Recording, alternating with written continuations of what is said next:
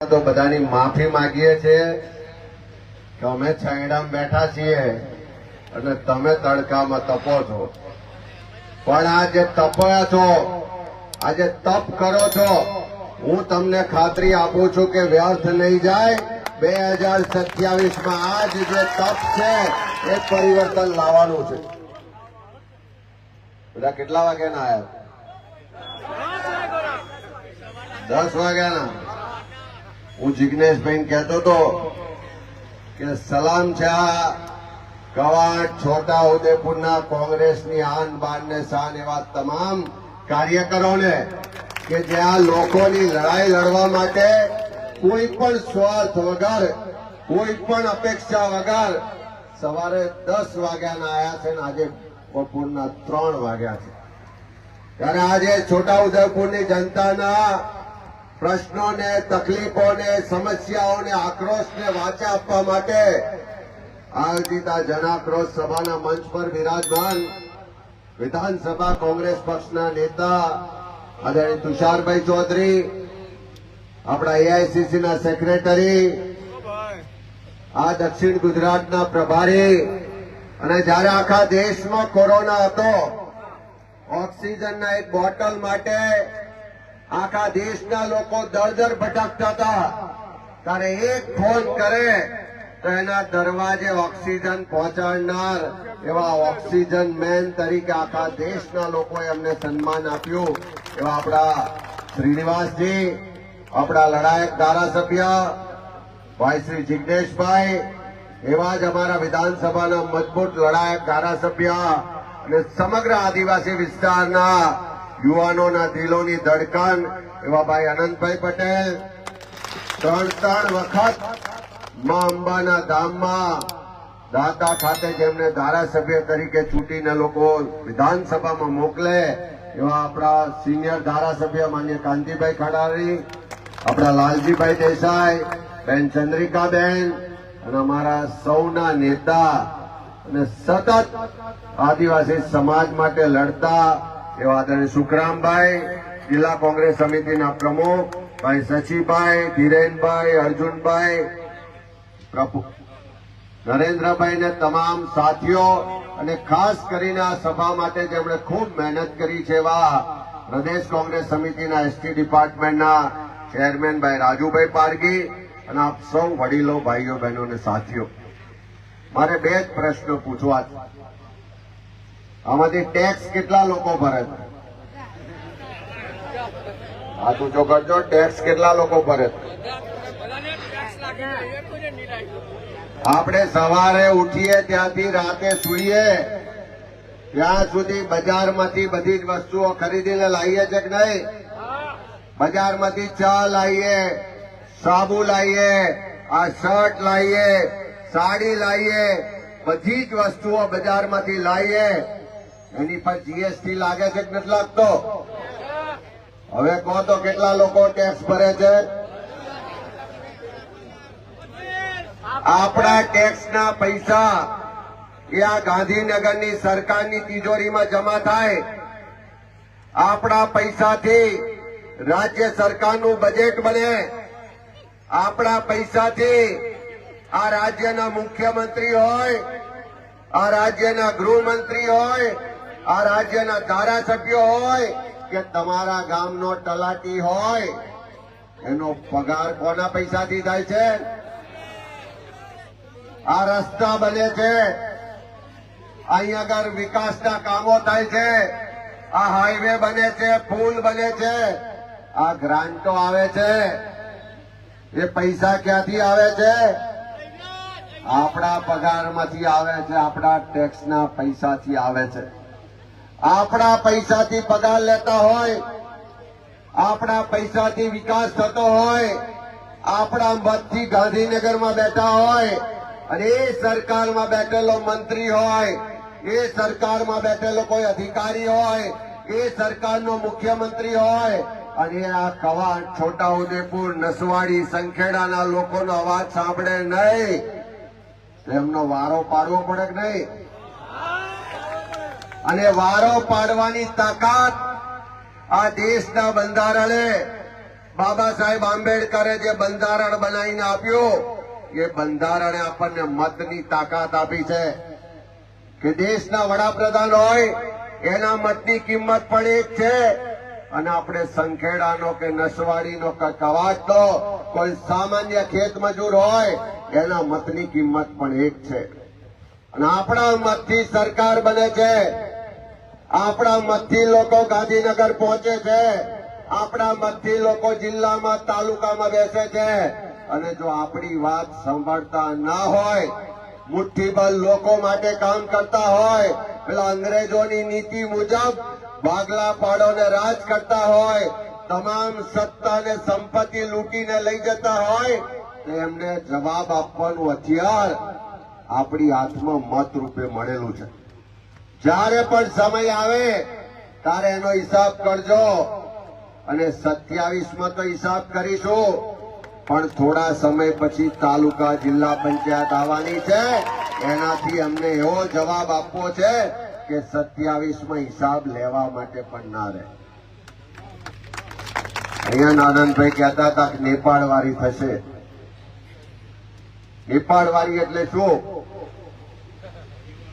નેપાળમાં જોયું તો કે નહીં કે એ દેશના યુવાનો રસ્તા પર ઉતર્યા, જે સત્તામાં બેઠેલા ભ્રષ્ટાચારી અધિકારીઓ હતા, જે સત્તામાં બેઠેલા ભ્રષ્ટાચારી નેતાઓ મંત્રીઓ હતા, એ ચારે બાજુ લોકોનું લોહી ચૂસતા હતા. એમના યુવાનોને રોજગાર ના મળે અને મંત્રીના દીકરા દીકરીઓ ફોરેનમાં જલસા કરતા હોય, યુવાનોને એનો અધિકાર ના મળે અને મંત્રીઓ બેઠા બેઠા જલસા કરતા હોય. આ બધું યુવાનોએ જોયું, યુવાનોએ રજૂઆત કરી કે અમને અમારો અધિકાર મળવો જોઈએ.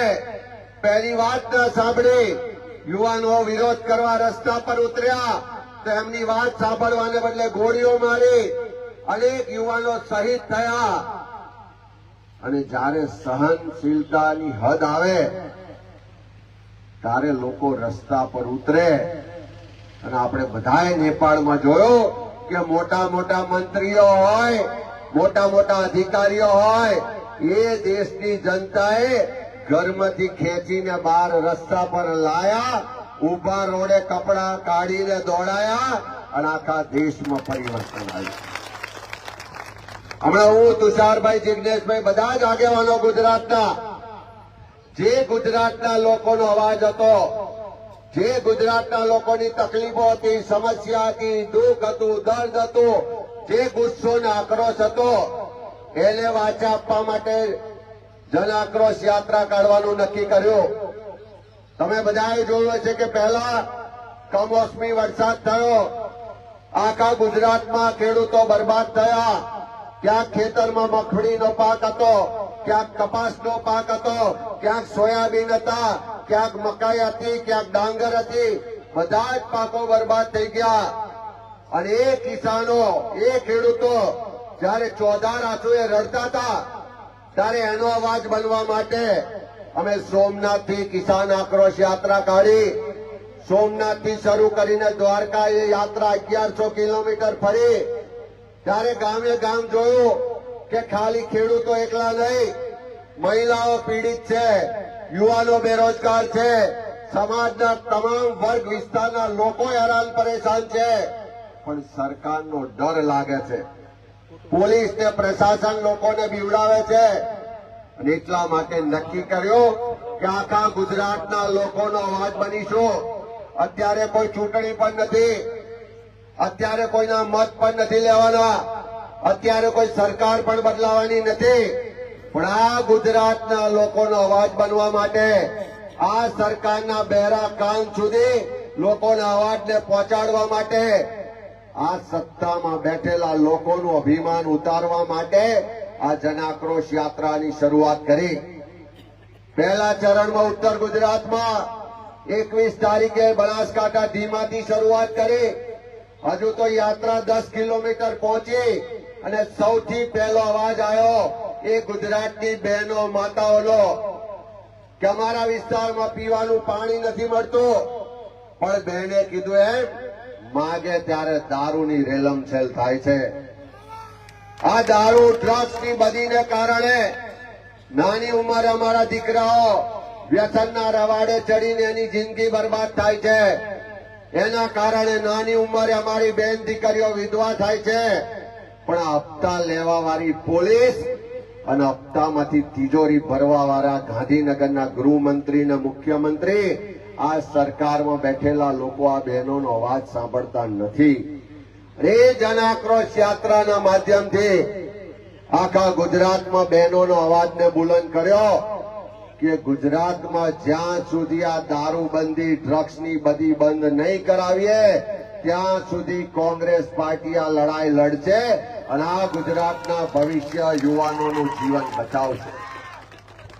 થોડે આગળ ગયા તુષારભાઈ કીધું એમ આ કાંતિભાઈનો વિસ્તાર આવ્યો.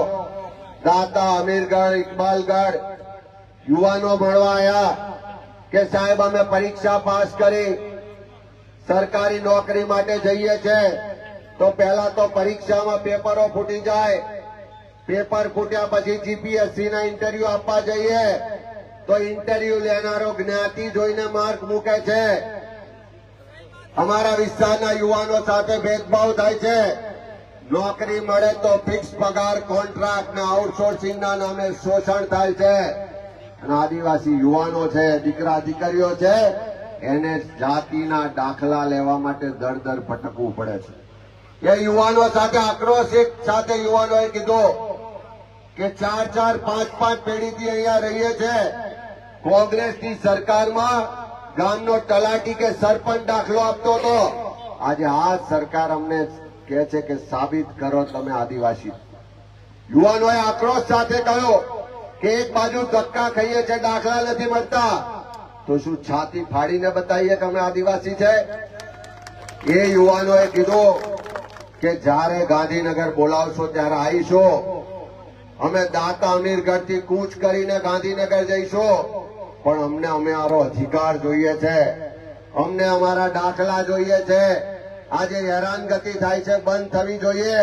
ત્યારે સંકલ્પ લઈને નીકળ્યા છે કે ગુજરાતના યુવાનોને કાયમી રોજગાર મળે, ફિક્સ પગાર, કોન્ટ્રાક્ટ ને આઉટસોર્સિંગ પ્રથા બંધ થવી જોઈએ. અને જ્યાં સુધી ગુજરાતના યુવાનોને એનો અધિકાર નહીં મળે ત્યાં સુધી કોંગ્રેસ એની લડત લડશે. એ સંકલ્પ સાથે અમે બધા તમારી વચ્ચે આવ્યા છે. થોડે આગળ ગયા માલપુર મેઘરજ શામળાજી આવ્યો. સવારમાં 7:30 વાગે ખેડૂતો લાઈનમાં ઉભા હતા કે પૂછ્યું શેની લાઈન છે? તો ખેડૂતો કહે છે ખાતર લેવા. આપણે ખાતર મળે છે કે લાઈનમાં ઉભું રહેવું પડે? એ ખેડૂતો એમ કીધું કે ગોડાઉનમાં ખાતર છે પણ ગરીબ ખેડૂતો લાઈનોમાં ઉભા રહે, એને ખાતર મળતું નથી. અને ટેમ્પા ભરી ભરીને બાજુના રાજસ્થાન બોર્ડરમાં કાળા બજારીમાં ખાતર વેચાય છે. યુરિયાનો ભાવ 280 રૂપિયા છે. અમારી પાસે કાળા બજારીમાં 500 રૂપિયા લઈને યુરિયા આપે છે. અને જોડે પાછી પેલી નાની બોટલ લઈ હાલે છે કે નહીં? શું કે છે એને? નેનો. એ કે છે કે કાળા બજારીમાં ખાતર લેવું પડે છે અને જોડે નેનો પણ લેવું પડે છે. એક વાર, 2 વાર, 4 દિવસ લોકોએ ધક્કા ખાધા અને એ મેઘરજ ખાતે ખેડૂતોએ ભેગા થઈ અને 5મા દિવસે જે ગોડાઉનમાં ખાતર ભર્યું હતું એ ગોડાઉનના તારા તોડ્યા અને બધું જ ખાતર લઈ ગયા. આ નેપાળવાળી થાય. જ્યારે લોકોની સહનશીલતાની હદ આવે ત્યારે નેપાળવાળી થાય છે. એ મેઘરજમાં એની શરૂઆત થઈ. થોડા આગળ ગયા સાબરકાંઠા જિલ્લો આવ્યો. એક આદિવાસી ગામમાંથી પસાર થતા હતા. મેં કીધું આટલી બધી તકલીફ છે, રસ્તામાં 1-1 ફૂટના ખાડા હતા, તો મેં કહ્યું તોય મત કેમ ભાજપને આલો છો?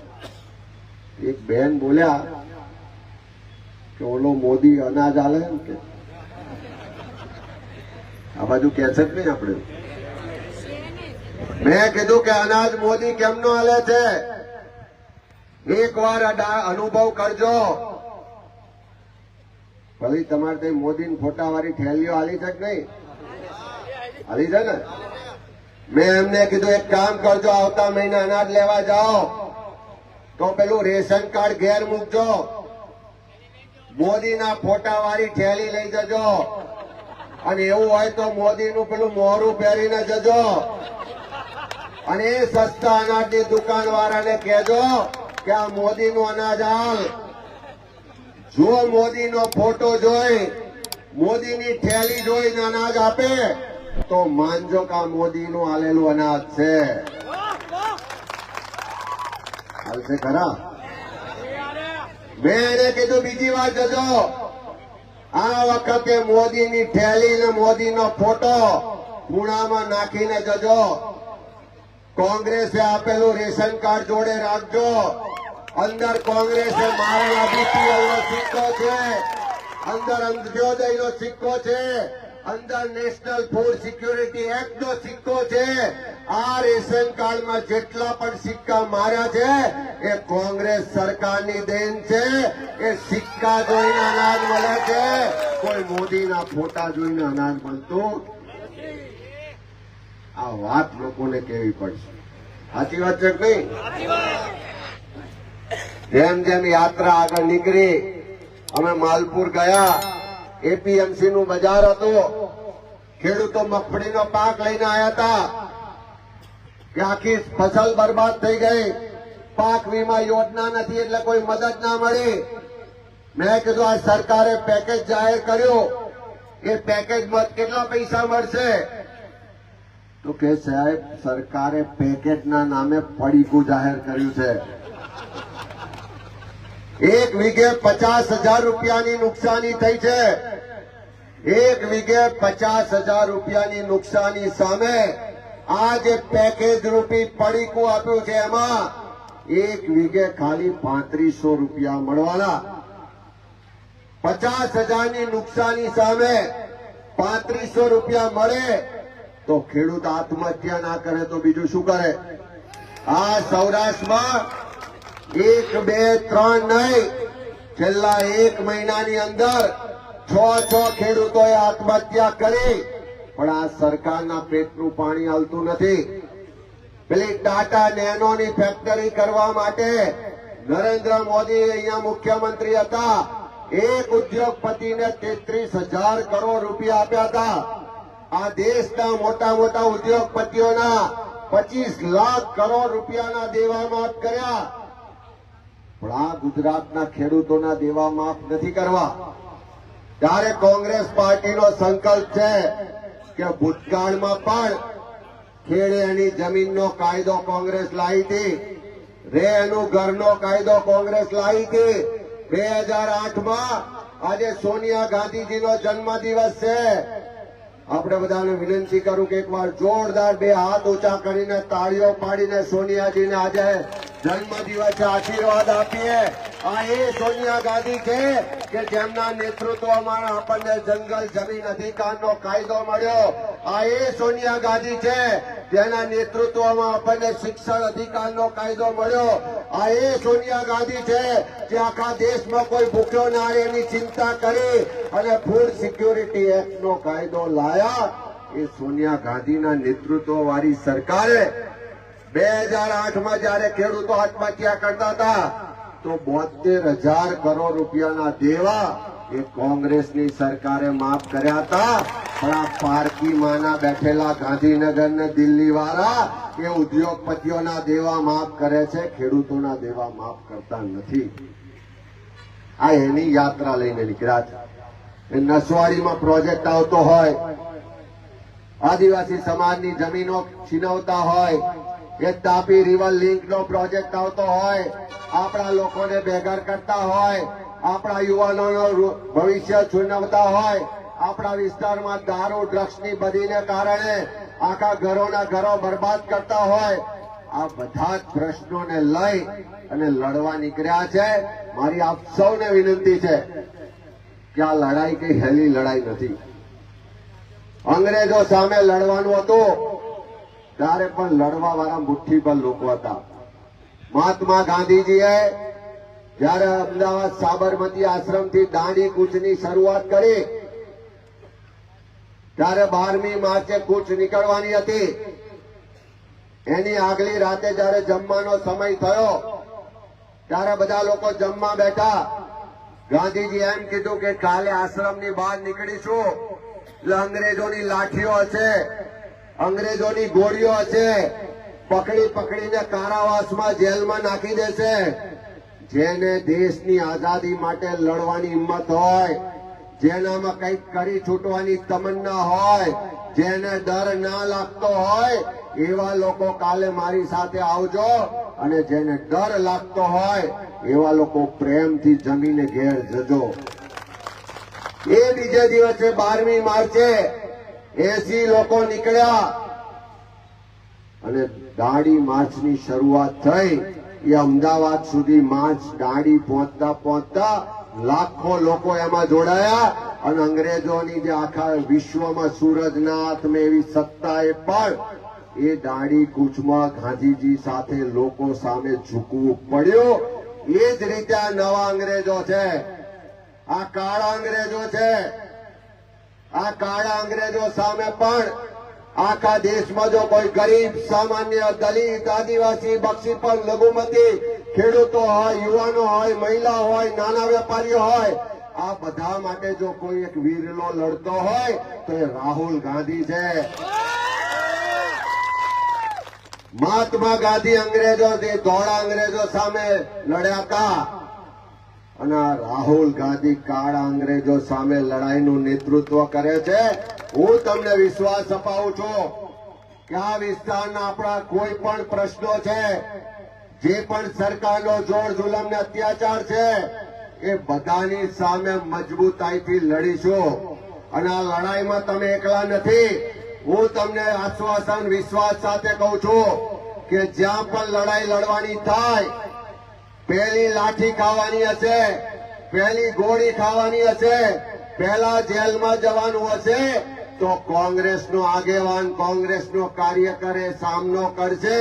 અહીંના કોઈ સામાન્ય માણસનો વાળ પણ વાંકો નહીં થવા દઈએ. એ સંકલ્પ સાથે આજે તમારી વચ્ચે આવ્યા છે.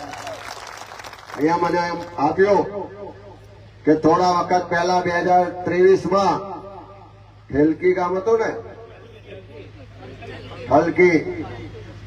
ઠલકી ગામની બધી મહિલાઓ, બધા આગેવાનો, કાર્યકરો દારૂની રજૂઆત કરવા પાવી જેતપુર પોલીસ સ્ટેશન ગયા હતા. ત્યાં જઈને રજૂઆત કરી કે આ દારૂ બંધ કરાવો, આ હપ્તા લેવાનું બંધ કરો, અમારા છોકરાની જીવન બગડે છે, અમારી બેન દીકરીઓ વિધવા થાય છે. તો એ હપ્તાખોર પોલીસે એ રજૂઆત કરનારા લોકો પર FIR કરી અને એક બે નહીં 50 કરતા વધારે લોકો પર FIR કરી. આજે પોલીસના લોકોને પણ કહેવા માંગીએ છે કે હપ્તાથી તમારી આખી જિંદગી જવાની નથી. હપ્તાથી કોઈનું એક ઘર બરબાદ કરશો, એની હાય લાગશે તો તમારી 7 પેઢીઓ બરબાદ થઈ જશે. અમે જિગ્નેશભાઈ બહુ બોલે કે પટ્ટા ઉતરી જશે, હપ્તા લેશે, બધું કે. મને એક પોલીસ વાળાનો ફોન આવ્યો કે અમિતભાઈ તમે બધા રોજ અમને ભાણ કરો છો, પણ કોક દાડ અમારું દર્દ તો સાંભળો. મેં કહ્યું શું થયું? તો કે તમને ખબર નહીં હોય, આ ભાજપની સરકારમાં પોલીસ સ્ટેશનોના ભાવ ચાલે છે. બોર્ડરના કોઈ પોલીસ સ્ટેશને પોસ્ટિંગ લેવું હોય તો 50-50 લાખ રૂપિયાનો ભાવ ચાલે છે. સારી કમાણી થાય એવું પોલીસ સ્ટેશન હોય તો 25-25 લાખનો ભાવ ચાલે છે.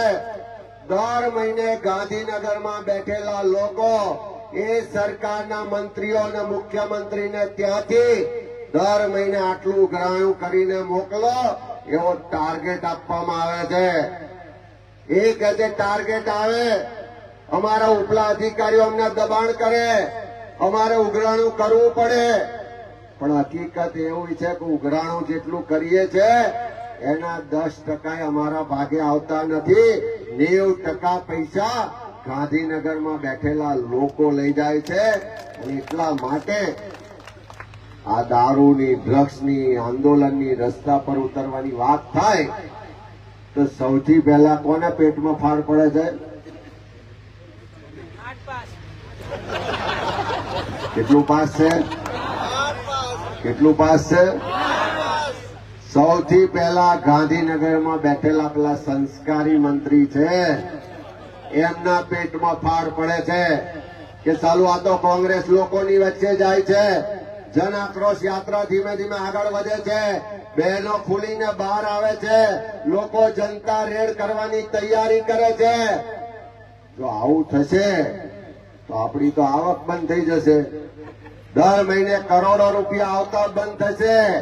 તો આ પૈસા ખર્ચીને ચૂંટણીઓ જીતીએ છે, ચૂંટણીઓ કેમની જીતા છે એ ચિંતામાં ને ચિંતામાં આજે તો મુખ્યમંત્રી હોય કે ગૃહમંત્રી હોય બંનેને રાતે ઊંઘ પણ આવતી નથી. કારણ મારી આપ સૌને છેલ્લે વિનંતી છે કે આ લડાઈ લાંબી છે. આ લડાઈ એકલા કોઈનાથી નહીં લડાય. આ લડાઈ એકલી કઈ કોંગ્રેસ પાર્ટીની લડાઈ નથી. આ ગુજરાતના લોકોની લડાઈ છે. આ ગુજરાતના યુવાનોના ભવિષ્યની લડાઈ છે. આ ગુજરાતની અસ્મિતા માટેની લડાઈ છે. અને એટલા જ માટે જેમાં 5 આંગળીઓ હોય, છૂટી છૂટી હોય તો એની કોઈ તાકાત નથી હોતી, પણ 5 આંગળીઓ ભેગી થઈને મુક્કો બને તો ભલભલી તાકાતોને પણ ઝુકાવવાની શક્તિ આમાં હોય છે. આ સરકાર સામે લડવા માટે આવો બધા સાથે મળી એક થઈએ, સંગઠિત થઈએ અને આખા અંબાજીથી લઈને ઉમરગામ સુધી એક પણ ઇંચ આદિવાસીની જમીન કોઈ પણ ખોટી રીતે લઈ જાય તો એને નહીં લઈ જવા દઈએ એવો સંકલ્પ લઈને અહીંયાથી છૂટા પડીએ. એ વાત સાથે શશીભાઈ આખી ટીમનો ખૂબ ખૂબ આભાર માનું છું અને ખાસ કરીને તમને ફરી સલામ કરું છું કે સવારે 10 વાગ્યાના અત્યાર સુધી બધા અહીંયા આવ્યા અને આ જે જનાક્રોશ યાત્રા છે એ લોકોના અવાજને સમર્થન આપ્યું એ બદલ આપ સૌનો ખૂબ ખૂબ આભાર. જય જોહાર, જય આદિવાસી.